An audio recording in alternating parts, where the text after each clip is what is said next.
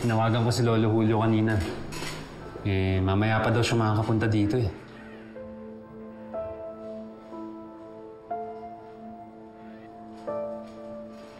Mr. Bustamante? Sir? Pasensya na po sa abala. Naiintindihan namin ang sitwasyon mo ngayon.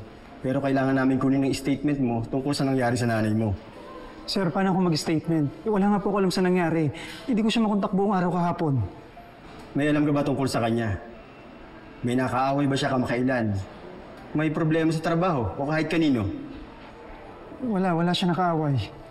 May nakitang tao sa crime scene, may dugo sa damit at kamay. Tahawak ang kutsilyong pinangsaksak sa nanay mo. Kilala mo ba si Sherlyn Cristobal? Opo. Siya kasi ang suspect sa ngayon, base sa ebidensyang nakahalap namin. Si Tita Sherlyn na sumaksak sa mama ko?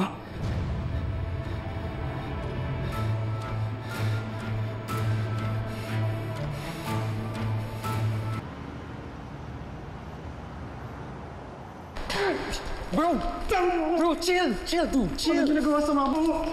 Bro. Stay here! Ano ginagawa mo dito? Umalis ka! I just wanna be here for you. Umalis ka na, pwede ba? Stop it. Xavier, I'm sorry. Akala ko masama na yung mami mo. Pinakulong niya si Princess. Pero may sasama pa pala sa halimaw yung mami mo! Sorry. I'm sorry, Xavier. Ano yung sorry mo? Nagagabuhay yung mama ko. Galit rin ako kay mami dahil sa nangyari. Kaya huwag ka sa akin magalit. Ako yung kampi mo. Umalis ka na. Pareho lang kayo ng mama mo. Umalis ka na! Libby, sige na. Libby. Umalis ka na!